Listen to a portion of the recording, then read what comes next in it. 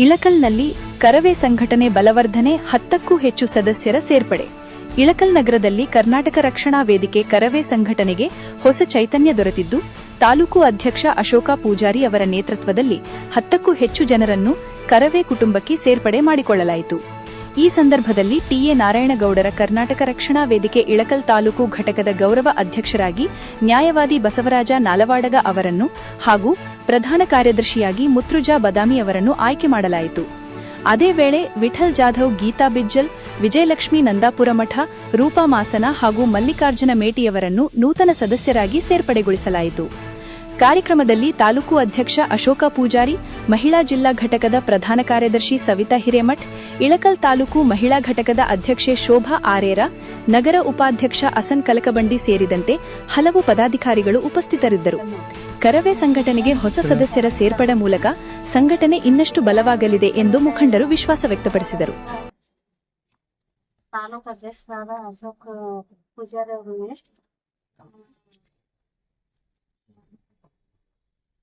ನಾಲ್ವಾಡದ Basavaraj kills ಅವರಿಗೆ, ಮುರ್ತುಜಾ ಬದಾಮಿ ಅವರಿಗೆ ಕೂಡ ಹಾಸನ್ ಈಗ ಸವಿತಾ ಹಿರೇಮಠ ಅವರಿಗೆ ಕೂಡ ಈಗ ಹೊಸದಾಗಿ ಸೇರ್ಪಡೆ ಮಾಡಿಕೊಳ್ಳೋ ವಿಚಾರವಾಗಿ ಎಲ್ಲರೂ ರಕ್ಷಣಾ ವೇದಿಕೆ ಎಲ್ಲ ಸಂಘಟನೆ ಇಲ್ಲಿ ಸೇರಿದ್ದೀವಿ. ಈಗ ಅವ್ರಿಗೆ ನಾಲ್ವಾಡ ವಕೀಲ್ಸ್ ಅವ್ರಿಗೆ, ಮುರ್ತುಜಾ ಅವರಿಗೆ ಈಗ ಸೇರ್ಪಡೆ ಮಾಡ್ಕೊಳ್ತಾ ಇದೀವಿ ವೇದಿಕೆ ಮೇಲೆ. ಇವತ್ತು ಸೇರ್ಪಡೆ ಕಾರ್ಯಕ್ರಮ ಬಸವರಾಜ್ ನಲ್ವಾಡದವರು ಮತ್ತು ನಮ್ಮ ಮುರ್ತುಜಾ ಬದಾಮಿ, ಬಸವರಾಜ್ ನಲ್ವಾಡದವರು ನಮ್ಮ ಗೌರವ ಅಧ್ಯಕ್ಷರಾಗಿ ಇಳಕಲ್ ತಾಲೂಕಿನ ಗೌರವ ಅಧ್ಯಕ್ಷರಾಗಿ ಸೇರ್ಪಡೆ ಆಗ್ತಿದ್ದಾರೆ ಮತ್ತು ನಮ್ಮ ಮುರ್ತುಜಾ ಬದಾಮಿ ಅವರು ತಾಲೂಕು ಪ್ರಧಾನ ಕಾರ್ಯದರ್ಶಿಯಾಗಿ ಅವರಿಗೆ ಸ್ವಾಗತ ಮಾಡ್ಕೊಂತೀವಿ, ಆಯ್ಕೆ ಮಾಡ್ಕೊಂತೀವಿ.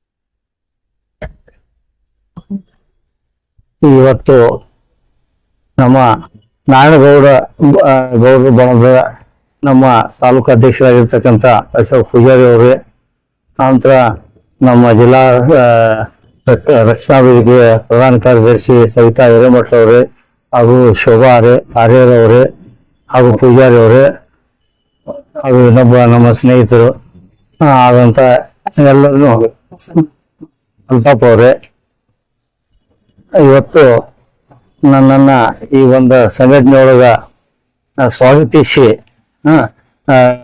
ಒಂದು ಬರಮಾಡಿಕೊಂಡಿದ್ದಕ್ಕ ಮೊದಲು ತಮ್ಮೆಲ್ಲರಿಗೂ ನಾನು ಕೃತಜ್ಞತೆಯನ್ನು ಸಲ್ಲಿಸ್ತಾ ಇದ್ದೇನೆ.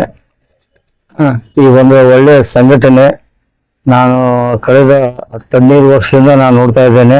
ಒಂದು ನಾರಾಯಣಗೌಡರ ಬಣ ಇವತ್ತು ಅತ್ಯಂತ ಕರ್ನಾಟಕದಲ್ಲಿ ರಚನಾತ್ಮಕವಾದಂಥ ಕೆಲಸ ಕಾರ್ಯಗಳನ್ನ ಮಾಡ್ತಾ ಇದ್ದಾರೆ. ಆ ಎಲ್ಲ ಕಾರ್ಯಕ್ರಮಗಳಿಂದ ನಾನು ಪ್ರಭಾವಿತನಾಗಿದ್ದೇನೆ. ಯಾವತ್ತೋ ಇದು ಮಾಡ್ಬೇಕಾಗಿತ್ತು, ನಾನು ಬಹಳ ದಿವಸದಿಂದ ಕನಸಿತ್ತು ನಾರಾಯಣಗೌಡರ ಬಣದಲ್ಲಿ ಕೆಲಸ ಮಾಡ್ಬೇಕು ಅಂತ. ಇವತ್ತ ಆ ಒಂದು ಶುಭ ಅವಕಾಶವನ್ನ ತಾವೆಲ್ಲರ ಕೊಟ್ಟಿದ್ದೀರಿ, ಅದಕ್ಕೆ ನಾನು ತುಂಬಾ ಋಣಿಯಾಗಿದ್ದೇನೆ. ಇನ್ನು ಮುಂದೆ ತಾಲೂಕಿನಲ್ಲಿ ಒಳ್ಳೆಯ ಕೆಲಸಗಳನ್ನ ತಾವು ಮಾಡಿದ್ದಕ್ಕೆ ತಮ್ಮ ಜೊತೆ ಕೈ ಜೋಡಿಸಿ ನಾನು ಕೂಡ ಎಲ್ಲ ಸಹಾಯ ಸಹಕಾರ ಕೊಡ್ತೀನಂತ ಈ ಸಂದರ್ಭದಲ್ಲಿ ಭರವಸೆ ಕೊಡ್ತಾ ನನಗಿಲ್ಲಿ ಇವತ್ತು ಸ್ವಾಗತಿಸಿ ಈ ಕಾರ್ಯಕ್ರಮಕ್ಕೆ ಒಂದು ಜವಾಬ್ದಾರಿಯನ್ನ ನೀಡಿದ್ದಕ್ಕೆ ತಮ್ಮೆಲ್ಲರಿಗೂ ಕೃತಜ್ಞತೆ ಸಲ್ಲಿಸಿ ನಾನು ಮಾತನಾಡಲಿಕ್ಕೆ ಅವಕಾಶ ಕೊಟ್ಟಂತ ತಮ್ಮೆಲ್ಲರಿಗೂ ವಂದಿಸಿ ನಾನು 2 ಮಾತು ಹೇಳ್ತಾ ಇದ್ದೇನೆ. ಮುಖ್ಯವಾಗಿ ಪತ್ರಿಕಾ ಮಾಧ್ಯಮದವರಿಗೆ ನಾನು ಚಿರಋಣಿಯಾಗಿದ್ದೇನೆ. ಯಾಕಂದ್ರೆ ಯಾವಾಗ್ಲೂ ನಮ್ಮ ರಕ್ಷಣಾ ವೇದಿಕೆಯೊಳಗ ಏನೇ ಕಾರ್ಯಕ್ರಮ ಆಗ್ಲಿ, ಒಬ್ಬ ಸೇನಾ ಹೋರಾಟ ಆಗ್ಲಿ, ಒಂದು ಮಾತು ಹೇಳಿದ ತಕ್ಷಣ ಅವ್ರು ಬಂದು ನಿಂತ್ಕೊಂಡು ನಮಗೆ ಯಾವಾಗ್ಲೂ ಸಪೋರ್ಟಿವ್ ಆಗಿರ್ತಾರ.